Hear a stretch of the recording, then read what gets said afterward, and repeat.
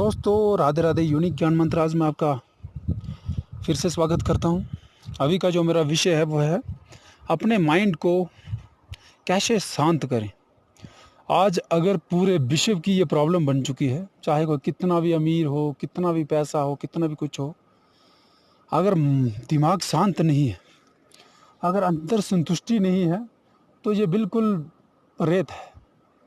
कोई लाइफ जीने का कोई मज़ा ही नहीं है।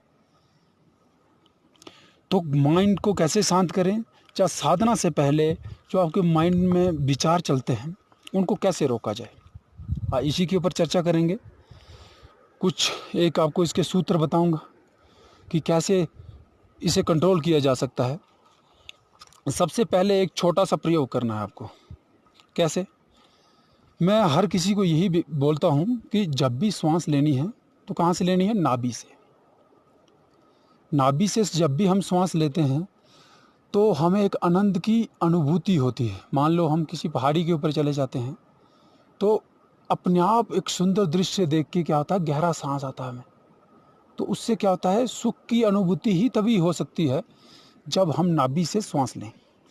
तो इसका एक तरीका है, वो आप एक बार करके ज़रूर देखें। जैसे मुस्लिम लोग क्या करते हैं, नमाज जब पढ़ते हैं तो घुटनों के बल ऐसे उसी अवस्था में होते हैं जैसे एक छोटा बच्चा माँ के गर्भ में होता है। अगर आपने एक छोटे बच्चे की गर्भ में अगर फ़ोटो देखी हो तो उससे आपको पता चल जाएगा कि बच्चा किस अवस्था में होता है और कहाँ से जुड़ा रहता है, माँ के साथ, नाभि के साथ। नाभि के साथ जुड़े होने पर भी वो एक सुख की अनुभूति पाता है। और आपको ये जानकर हैरानी होगी कि 9 महीने तक माँ के पेट में रहने के बावजूद बच्चे का दिल धड़कता नहीं, फिर भी वो जीवित रहता है।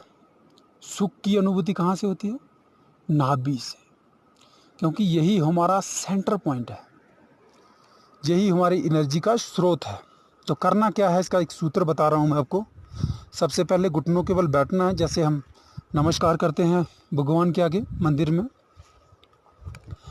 ऐसे करना है। उसके बाद क्या करना है, शरीर को ढीला छोड़ना है, सांसों को ढीला छोड़ना है। जैसे कुदरती तौर पे चलती हैं वैसे चलने दो। और वैसे भी तुम्हारा कोई जोर तो है नहीं सांसों को चलाने में। अगर तुम इस भ्रांति में हो कि तुम सांस ले रहे हो तो ये भैया गलत फहमी है। क्योंकि जब बंदे कोमा में चले जाते हैं तब भी उनका श्वास चलता है। तो इस गलत फहमी में मत रहें, इसलिए सांसों को ढीला छोड़ दें।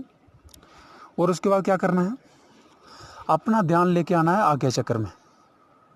आज्ञा चक्र से नीचे कंठ में, कंठ से हृदय चक्र और नीचे नाभि में ले आना है।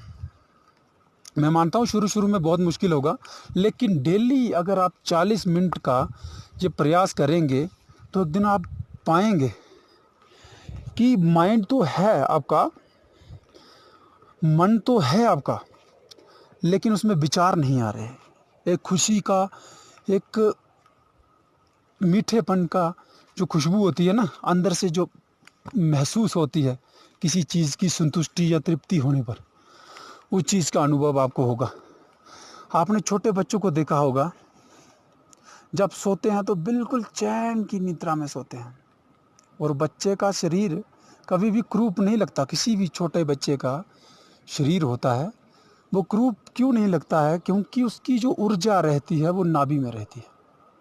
हमारी ऊर्जा वर्तमान में जब हम बड़े हो जाते हैं तो बंट जाती है। कैसे बंट जाती है? मान लो किसी ने कोई काम सीख लिया, किसी की काम इंद्री काम करना शुरू कर दी किसी बच्चे की, तो क्या होता है, शरीर वहाँ से अलग अलग भागों में बंटना शुरू हो जाता है। अभी किसी छोटे बच्चे का शरीर देखने में कितना अच्छा लगता है। कोई भी किसी प्रकार की कोई आपको उसमें त्रुटि नज़र नहीं आएगी। तो वापस आते हैं विषय पे। तो उसमें क्या होता है, हर चीज़ हमारी मानसिक स्थिति के ऊपर डिपेंड करती है। हर चीज़ में बोलता हूँ, कितना भी पैसा हो आपके पास, किस काम का? जब आपकी मानसिक स्थिति ही सही नहीं है। तो साधना करने से पहले ही अगर माइंड में अपने विचारों को आप कंट्रोल नहीं कर पा रहे हो, तो साधना के ऊपर आपका ध्यान ही नहीं लग सकता। तो इसीलिए कंठ पे ले आना है, कंठ से नीचे हृदय, हृदय से नाभि पे। अभी नाभि पे मैं मानता हूँ जब तुम बैठोगे इस अवस्था में, एक बच्चे की अवस्था में, तो बार बार ध्यान भटकेगा। तो ध्यान से जब भटकता है ना, उससे लड़ना नहीं है, कोई बात नहीं, फिर लगाओ, फिर आज्ञा चक्र, फिर कंठ और हृदय से होके नाभि चक्र पे फिर आ जाओ। जैसे चींटी चलती है, गिरती है एक बार फिर चढ़ती है, गिरती है फिर चढ़ती है, गिरती है फिर चढ़ती है। तुम भी ऐसा करो ना, कभी एक क्षण तो अपने लिए निकालो, एक पल तो निकालो अपने लिए। तुम पहले ही डर जाते हो कि नहीं मेरे पास तो इतना टाइम है ही नहीं। अरे टाइम कहाँ, मतलब मुझे समझ नहीं आती लोगों की कि तुम टाइम का फिर करते क्या हो। तुम्हारे पास टाइम है ही नहीं, सबके पास भैया 24 घंटे ही हैं, किसी के पास 25 घंटे नहीं है। इतना ही समय सबके पास है, फिर तुम इतना बिजी कहाँ हो? कौन सी चीज़ में बिजी हो? व्हाट्सएप में, फेसबुक में, या मूवी देखने में, या चैट करने में किसी और सोशल साइट पे? किस चीज़ में तुम बिजी हो? तो कभी एक क्षण अपने लिए निकालो और अपने आप से पूछो कि मैं कौन हूँ, कौन हूँ मैं? ये शरीर आज है, कल नहीं है भाई। उसको मिटने से पहले एक बार अपने आप से पूछ लो, क्या ये सब कुछ जो मैंने कमाया है ये साथ चला जाएगा मेरे? तो इसलिए अपने लिए, अपने विचारों से छुटकारा पाने के लिए जो मैंने आपको विधि बताई है, उसका एक बार अनुसरण करने की कोशिश करें, और धीरे धीरे तुम देखोगे तुम्हारे अंदर एक शुद्धता, तुम्हारी बॉडी के अंदर शुद्धता, तुम्हारे विचारों में, तुम्हारे मन इतना शांत हो जाएगा कि तुम्हें कोई गाली भी देगा ना तो तुम्हें कोई असर नहीं होगा। तो वैसे होना भी नहीं चाहिए, क्यों हो असर भाई? हम कोई पंखे वाला बटन तो है नहीं, कोई दबा के चला जाएगा। और हम गुस्सा हो जाएंगे, जब कोई बोले गुस्सा हो जाएंगे हम, मुझे गाली दी तो मैं क्यों क्रोध करूं भाई? मैं क्यों क्रोध करूं? जब मेरी इच्छा करेगी तब मैं क्रोध करूंगा, जब मेरी इच्छा करेगी तो मैं प्रेम करूंगा।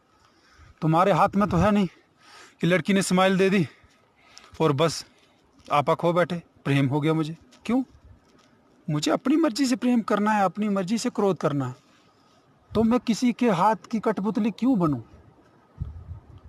तो कोशिश करें एक बच्चे की भांति श्वास लें, एक बच्चे की भांति उस अवस्था को प्राप्त हों, और ज़्यादा से ज़्यादा अपनी नाभि से जुड़ें।